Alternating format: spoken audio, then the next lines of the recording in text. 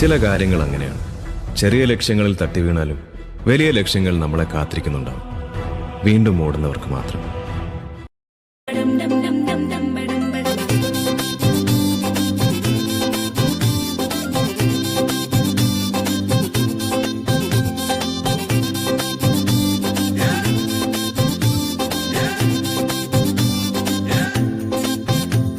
ഒരു സ്വപ്നം പോലെ കൺമുന്നിൽ കണ്ടേ പല നാളായി കാക്കും ആശകൾ.